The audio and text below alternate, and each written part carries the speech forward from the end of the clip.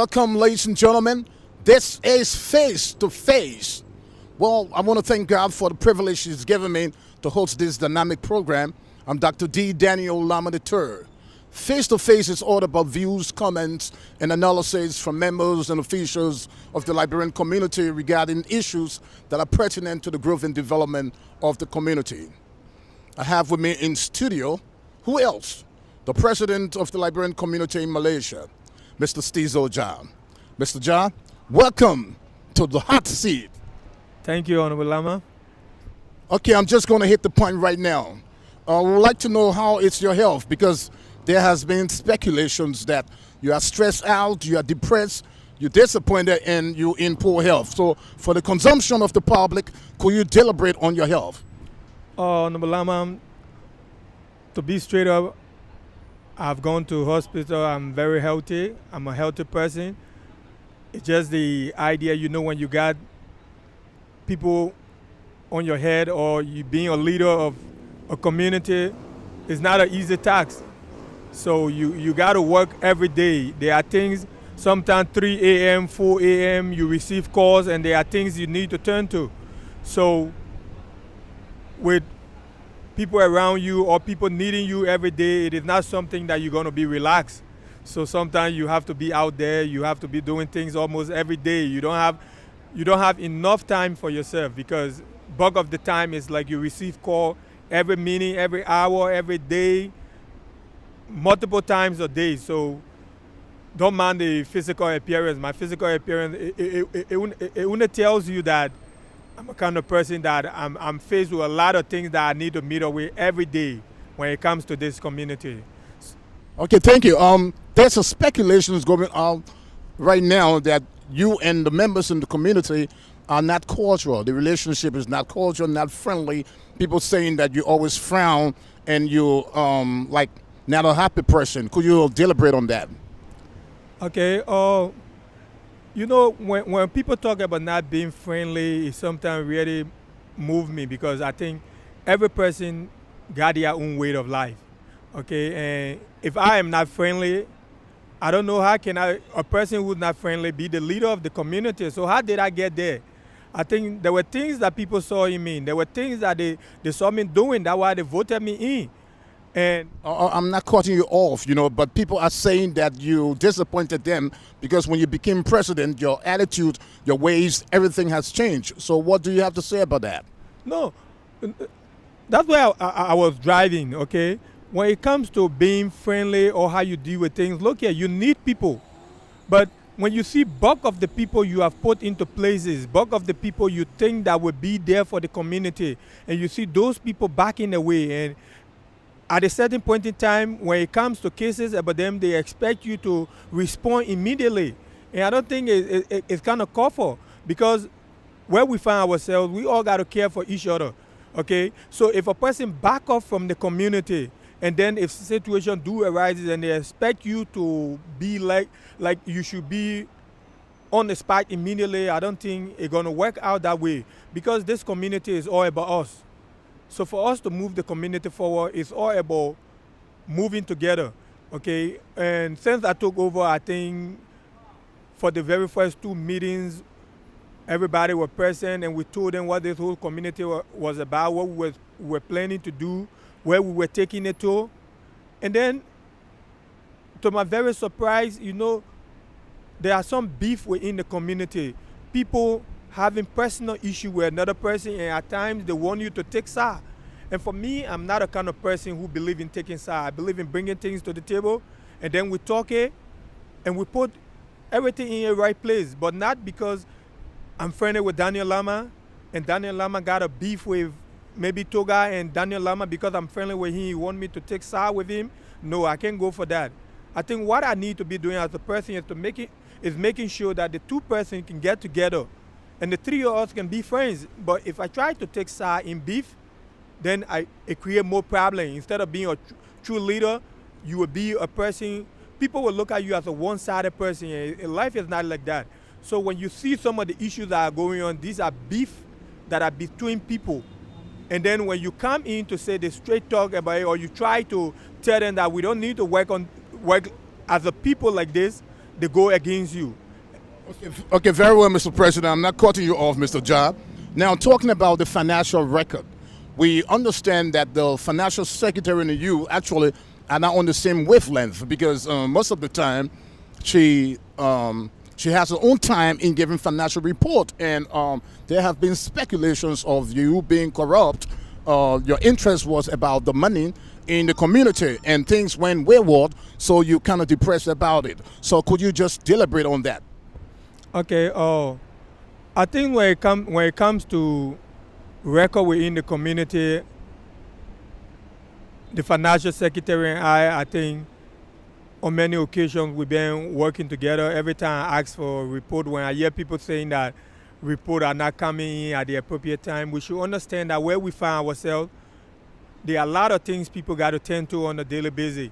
So everything that people are doing within this community is like making themselves available. It's a kind of volunteer something. So at times we got to understand people's situation, like people who got kids, people who got families. It's different when you live alone. People who live alone and a person who got family, they are two different kind of people. So for where we are, you have to give people a chance. We got to understand people. So there are times you don't expect things to happen immediately. Okay, when it comes to issue in this community, people talk about corrupt, but I think because before I was voting, I asked anybody to present record of me being corrupt. I think all along in this community, before I was voted, I served this community. I was not holding any position, but I was a person who showed cares for people who were there, for people that what the local before they voted me in. It was not based on money, because bulk of the things I did back then, nobody was supporting it. It was for my own finance. So how will somebody come and say, corrupt? Where's the money that you putting on the table that you got record against me for? You don't have any record. People say things. When you are in this kind of seat, you expect to hear a lot of things every day. But there is no proven record to tell you who Mr. Ja have corrupted. No proven record. Okay, very well, Mr. Job. The question here now is that you ran as opposition to your predecessor, Jeremy B. Cooper, and you lost the election. And apparently, he served 2 terms in office. You did not attend one of the meetings. You refused deliberately to attend meeting. You were offered job. You refused the job. And now you have presided over the affairs of the community. So do you think you prefer someone doing the same thing to you? Honorable Lama, I'm kind of shocked from the way you say things, because when you say you were offered job, you were given this, are you just speaking, or you saying it from a direct source, or just creating something? I will tell you, when Jeremy Cooper when he won the election, I pledged to work with the government, okay? And then after the election, I attended almost the first 10 meetings. It was 10 weeks. I can name people who from my camp who went with me to that meeting. The chairman of my party, or Sally Jones, my secretary, Stanley Dolo, a lot of members were with me on the first, I think, probably 10 meetings. And out of those meetings, every day it was like they were making things like, it's all about opposition. Every time we go to meeting, we ask one question. It's like, oh, the opposition want to stay out the community. No, I was never offered job by the leadership at the time. I was never offered job. You remember, I'm not cutting you off. You remember when you guys were campaigning, I did ask a question that whoever wins or whoever loses will obviously succumb to the one who wins and be willing to work along with the winner, the leading party. Now the question here now is that why you didn't choose to work with the party? I was not offered job. How can you work if you are not offered job? You got, excuse me, hold on. Because there's speculation that you were given jobs. Excuse me, and which job did they tell you I was offered? Which job did they tell you I was offered? Let me say something. Look here. I I was never offered a job. I was waiting all along to work with the leadership because this was not about who leads. It's about uniting ourselves, getting together, and doing the best thing that we can. Because in Australia, we all got to be one. We got to be family. And if you say I didn't work, I think this government took over. It was less than a month when we lost news. And they will tell you that everything that had to do with news or inquiry about burial and other things, I spearheaded it. They called for me and I went to areas to make all inquiry because they told me that there was some information given that was not right. And the information was given by who? The president spoke to me, called for me, and then said we want you to complete the job for the community. And I did everything they asked me to. So how would you say I was offered a job? Whenever I was called at home, I was always available. And I don't see a person who can go back to the time and say it was motivation, Mr. Jai was called at home and he refused to turn out. No, I'm not that kind of person because I believe that I put people first. People matter. People are important to me. So when it comes to turning out for people, I always, even when it comes to the personal issue, sometimes turn it down because I want to serve people. I want people to be happy. So that's the kind of person I am. I was never off the job. Thank you, Mr. Jai. This is Face to Face, and we go for a short commercial break.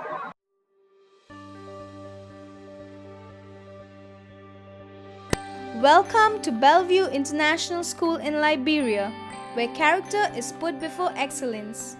We are the first and only eco-smart tech school in Liberia. We provide a spacious and well-maintained basketball and futsal court for our students here at Bellevue International School.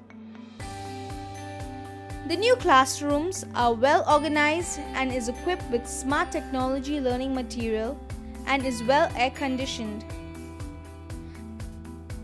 The learning experience at Bellevue International School has a unique interactive smart board to aid in teaching and educating students. Here at Bellevue International School, there are fully equipped modern computer labs that are well ventilated with air conditioning facilities. Also, Bellevue is the first school in Liberia which has a swimming pool for the students with clear waters. Here at Bellevue International School, students can learn about farming, nature, as the school provides an eco garden for farming. The office administration is a place where all administrative duties is carried out. It has equipment and material to aid in the administrative functions at Bellevue International School. It has air conditioning facility and work is carried out diligently. With all these equipped labs and classrooms, Bellevue International School has a 24/7 CCTV visual security operation to ensure the safety and security of our students and faculty. Bellevue International School has school bus services to make it easy and comfortable for students to attend school. It is spacious and well maintained by our safe administration. Students who register during our early registration period receive free gifts to enable them to make their experience here at Bellevue International School more glorious.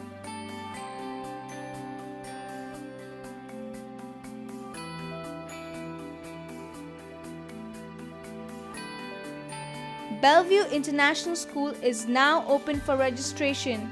Hurry and secure a spot for your children by providing them with the best education. Visit us at Sasa Town Drive, Cadwell, Montserrado, Liberia.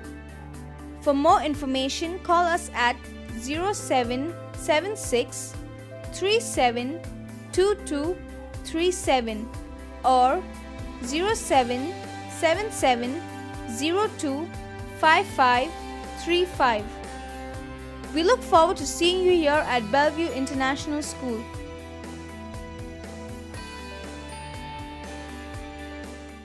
Welcome back to Face to Face. And I have in studio with me the president of the Liberian community in Malaysia, Mr. Stizo Jab. Mr. Stizo Jab, welcome back to Face to Face. Thank you, Honorable Lama.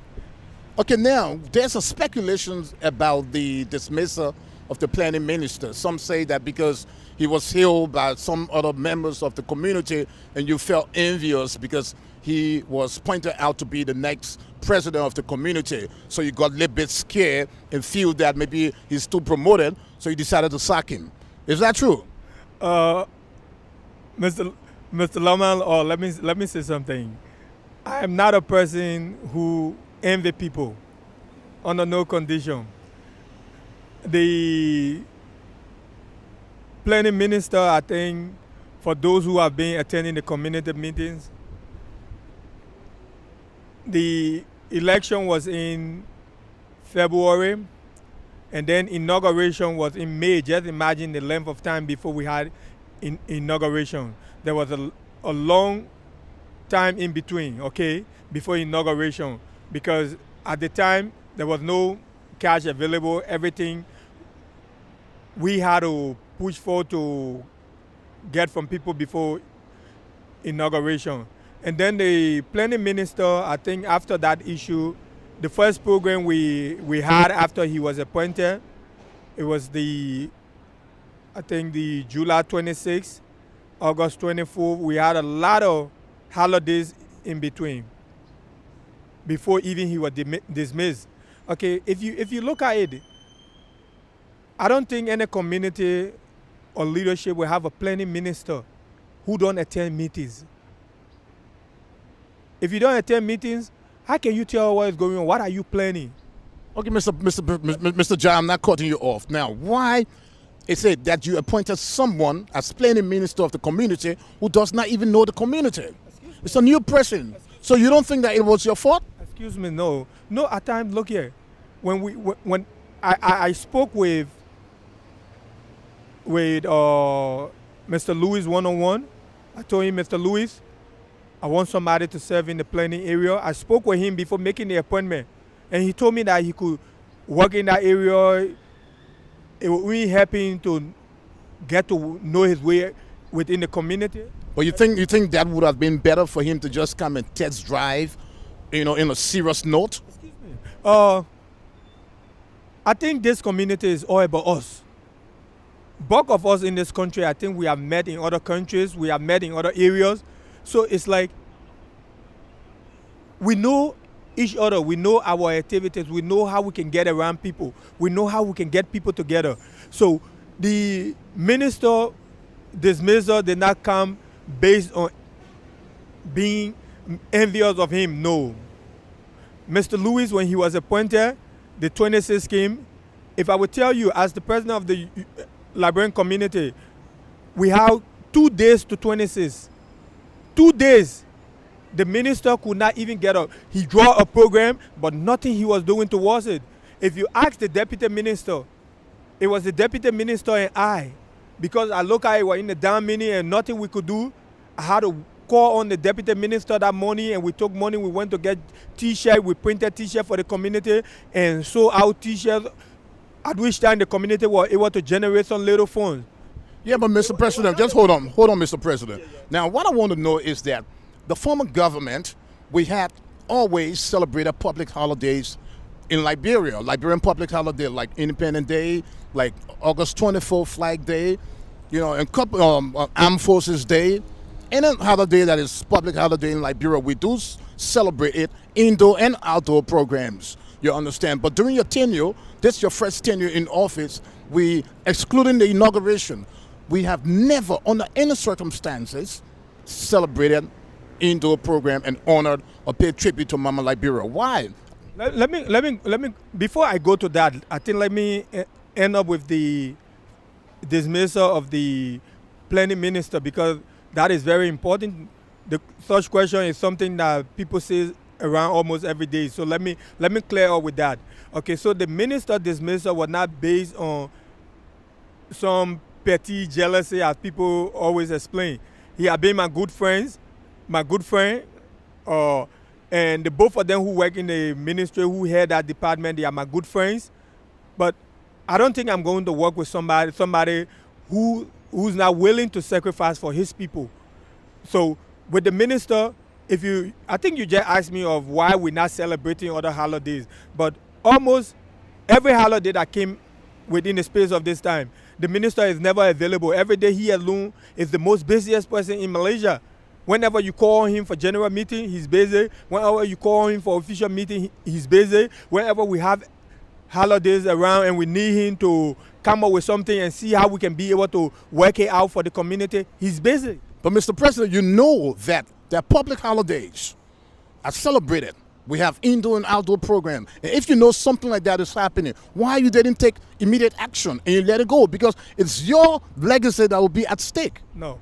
Okay. You're talking about somebody who people say, I don't care about who want to run for the next term, who want to serve the people. But I think there's a clear line to tell you, if this man cannot serve as a planning minister to make his people happy, and he's talking about serving as president, if the people wanting to serve them, I don't have problem with it. But what we're talking about, I think everything we're doing, like, this is community. It's about us putting ideas together. We all working to make this community better. So if I see it one time, two times, and the third time, I don't think I have to keep such person on board. Even during my inauguration, I think one of the main things I stress on, that those who fail to attend 3 meetings will be suspended, and they will give reasons, concrete reasons of why they couldn't attend those meetings. But for the minister, I have not received one concrete reason from him. And a lot of meetings, not only me, I think those who attend official meetings, those who attend general meetings can attest to that. So why you didn't dismiss him earlier? Because now your legacy is at stake. Now you have not had for the past 4 different public holidays, we have not had indoor program. You understand? Which is it's customary in the Liberian community that we do have indoor programs. Now your legacy is at stake. You understand what I'm talking about? So what are you going to do about it to cover up on your own legacy? No, I don't think it's at stake, because if you go back to bulk of the holidays within this year, the Liberian holidays within this year, it was a general rating always in Malaysia. So I don't think anything is at stake. And even in our meetings, it's not that we could not work out things to have indoor programs. Not so. But July 26th, it was a massive raid in Malaysia. And at that time, we never wanted to raise our people. We know when it comes to raiding in this place, we know how it look like. So we don't want to raise our people. And people, it was agreed upon. It's not the president telling people, no, don't have something. The people themselves decided to agree upon it, that they don't want indoor, because you could be indoor and something happen. And people were at the end of the day say, why they saw such thing going on within the space of the time, and they decided to have indoor program. It happened July 26th. In July, it was a massive raid in Malaysia. In August, we all saw it. We know how many people were arrested. Did it happen on the Armed Forces Day? Armed Forces Day? On Armed Forces Day was like, I think probably... Because money was collected for the Armed Forces Day celebration, and there were no indoor program held on the Armed Forces Day. No. Mr. Lama, let me tell you, Armed Forces Day, it was like, I was not even inaugurated as a president. Election just got through a couple of days, not even elected as inaugurated as president. Armed Forces Day came, and then the collection that were made, the collection made the total amount. I think if you check with the financial secretary, it's not more than 2,000 ringgit. I think it was around 1,000, probably 1,500, or I can't give the exact figure, but it was not more than 2,000. And we all know when it comes to indoor program, and the government that left power did not left us with cash. They did not leave us with anything to say if we can. Since it was just a couple of days before Armed Forces Day, and we tried to raise up something at the time. So on a few days, it was not possible to to be able to generate money for indoor program, because we know when it comes to indoor program, you must be talking about more than 10 to 15,000 Malaysia ringgit. So a government that inherit debt, how do such government can act in at that time? So all we could do was just to have outdoor program on the Armed Forces Day, and that was what we did. Okay, very well, Mr. President. We're talking about dismissal. Now, we would like to know, because the head coach, Mr. Bobby Logan, stated that there were no written document given him when he was dismissed. And other people said that. So why is it, and number two, why is it that you didn't consult the executive board before doing the cabinet reshuffle or members of the Council of Elders? Because in the Constitution, Article 2.1 says that the president, in consultation with the Council of Elders and the members of the executive, should have the cabinet reshuffle. I think I consulted a lot of elders within the community, officials, even the vice president of the community. So I think when you talk about consulting people, I think you're talking about those people who make themselves available for the community. So we consult people who turn out. If you are staying away, how can we consult you?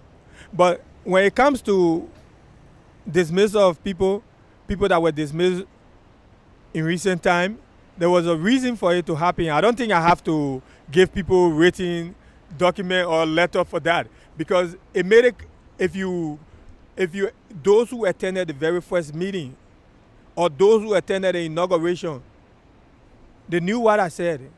And in the first meeting, not the first meeting, not the second meeting, and even when you go to the LCM media, it was even on air. So I made it very clear. I made it 100% clear. Failing to attend 3 meetings with all any concrete reason, you are getting yourself out. Okay, talking about meeting, Mr. President, talking about meeting. Now, the first general meeting, we had a huge turnout. We had roughly between 96 to 98 people in attendance. Now, the situation here now, want to know, what is the cause? What is the root cause of the rapid decline in membership? And number two, your membership chairperson, because there's speculations that your membership chairperson is not flexible enough, and he's not even new among the people, and people have speculated another reason is your self-proclaimed chief administrator, who was very disgruntled during the time of the administrative chat room. So we want to know what actually are some of the root causes, or what has caused the decline in membership. Mr. Lama, I don't think you are living in another country. I think. Well, it's not about me. The show is about the public. So for public consumption, for the benefit of the doubt of the people. Consumption, I'm speaking out. I think there are people who ask questions, and those questions are now posed to me. Okay, but I think we all saw what went on and what is still going on within this community, and we're still working to get out of that stuff. But it is not easy. We got to do it together, because after the first meeting, we saw how many beef have occurred within this community.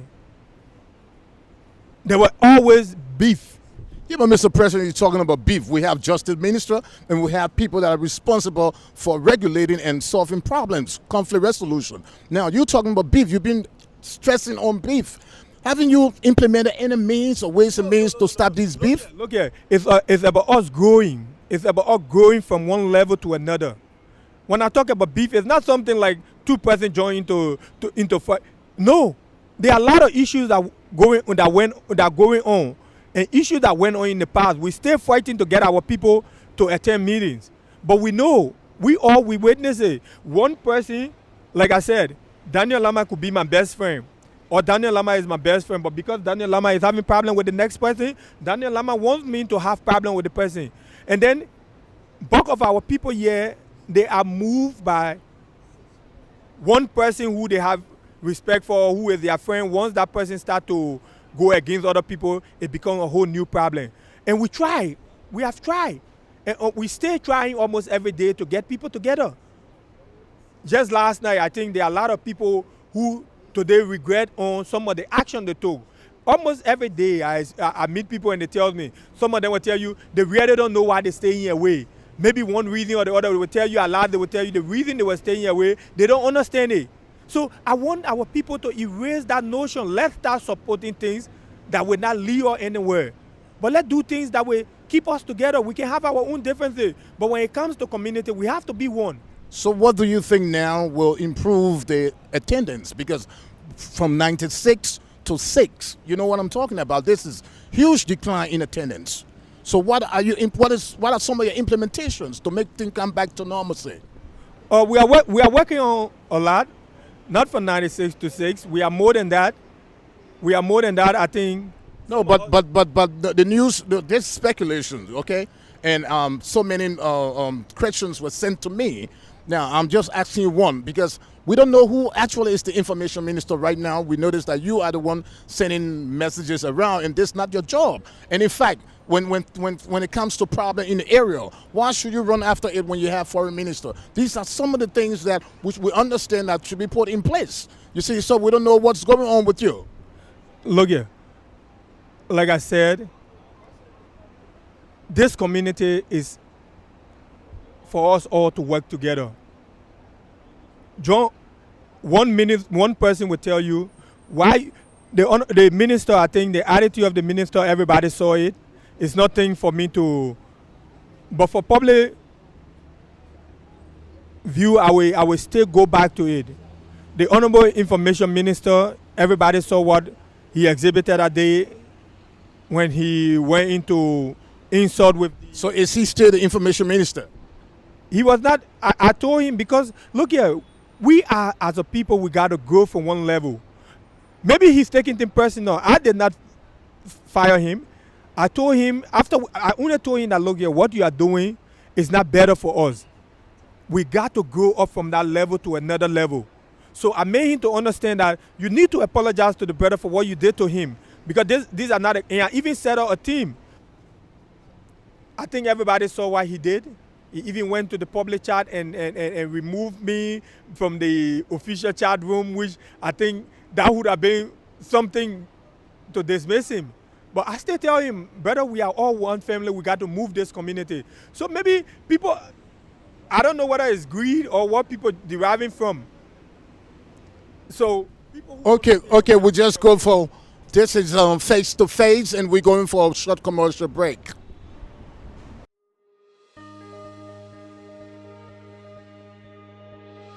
Welcome to Bellevue International School in Liberia, where character is put before excellence. We are the first and only eco-smart tech school in Liberia. We provide a spacious and well-maintained basketball and futsal court for our students here at Bellevue International School. The new classrooms are well organized and is equipped with smart technology learning material and is well air-conditioned. The learning experience at Bellevue International School has a unique interactive smart board to aid in teaching and educating students. Here at Bellevue International School, there are fully equipped modern computer labs that are well ventilated with air conditioning facilities. Also, Bellevue is the first school in Liberia which has a swimming pool for the students with clear waters. Here at Bellevue International School, students can learn about farming, nature, as the school provides an eco-garden for farming. The office administration is a place where all administrative duties is carried out. It has equipment and material to aid in the administrative functions at Bellevue International School. It has air conditioning facility and work is carried out diligently. With all these equipped labs and classrooms, Bellevue International School has a 24/7 CCTV visual security operation to ensure the safety and security of our students and faculty.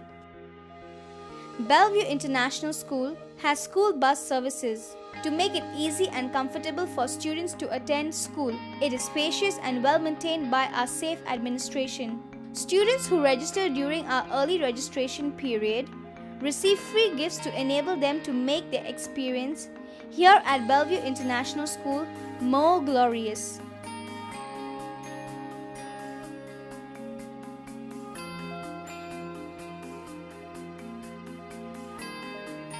Bellevue International School is now open for registration. Hurry and secure a spot for your children by providing them with the best education. Visit us at Sasa Town Drive, Cadwell, Montserrado, Liberia. For more information, call us at 0776 372237 or 0777 02 5535. We look forward to seeing you here at Bellevue International School.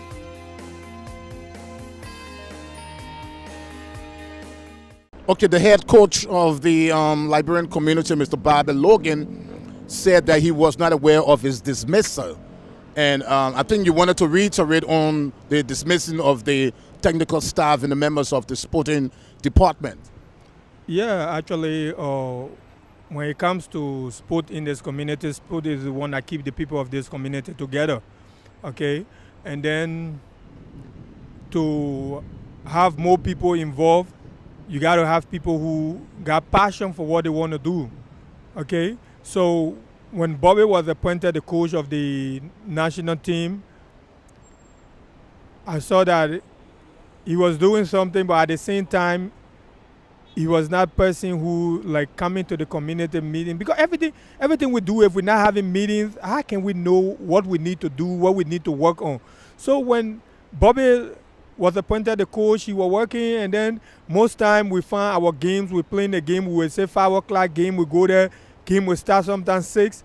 It was not looking right, so I decided to appoint somebody who will take charge of that department, will be the head, and then they will instruct Bobby how things can be. So I came in with the FA boss, but then I saw the same thing. FA boss, somebody who won the position but not giving the time for it. And then I came in with the sport minister. I said the three of them, they could work together to get this community moving. And then if you find out, almost every day people will tell you that the sport department was going down the drain. So I had no option but to make sure that, because those people, they were not willing to come, that we can sit on the table, come to community. Whenever we call for meeting, that we can be able to tell them, but man, you need to adjust on this, you need to do something you need some of these ideas to move this thing up. They don't turn out. So what I had to do was to close that whole department. Not that they are not going to be in the community, because when we talk about community, it's the same people. So what I decided to do, I decided to bring in somebody who have more idea when it comes to the sporting activity, and that person can be able to work with them and instruct them how things should be done. That was how I came in with Coach Ja.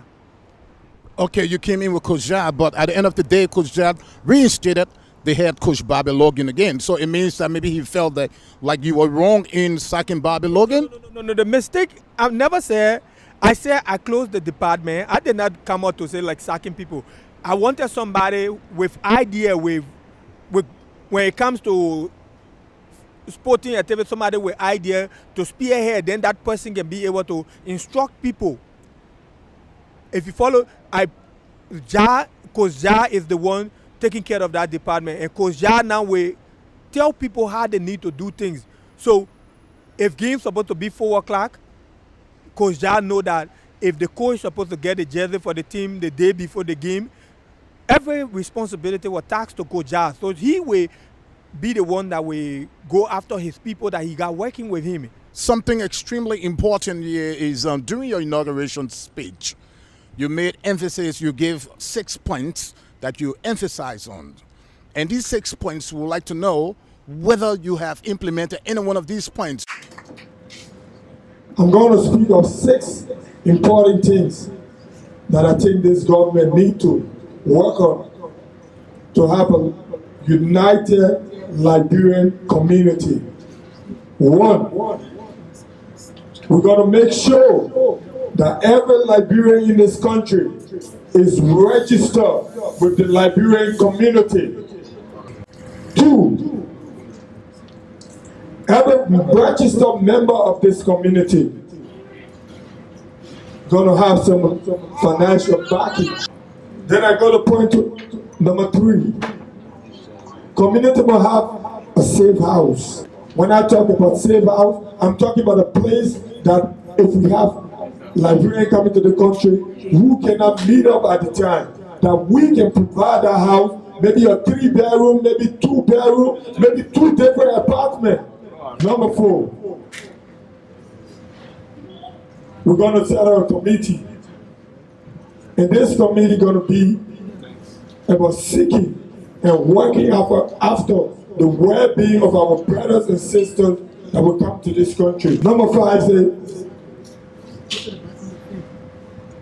we're going to make sure that this community, 2017, no matter what it takes, this community going to be registered with the Malaysian government. And then number 6, it's going to be one of our main focus, making sure how many comes in and how many goes out, and let our government know of it. Because if we are registered with our government, I believe our government will be concerned. But if our government don't know how many persons reside in Malaysia, how can they show some concern? It's not possible. You talk about every member of the community will be registered.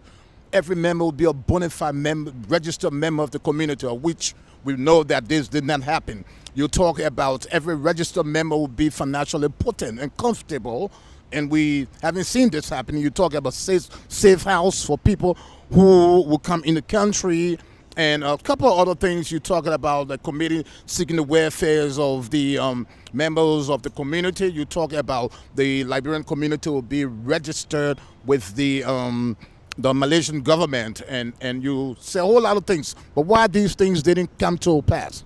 Okay, I think when it comes to community, it's all about people working together. Okay,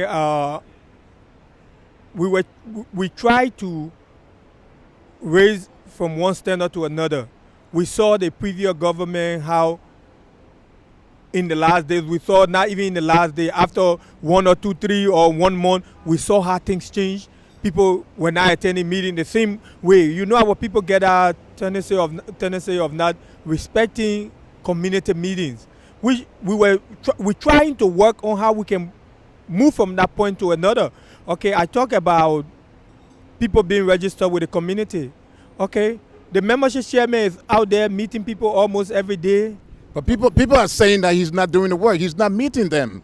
You understand? They said the membership chairman is not forceful. He's not effective. They don't even know him. But if you say you don't know your membership chairman, then that person don't go to the meeting.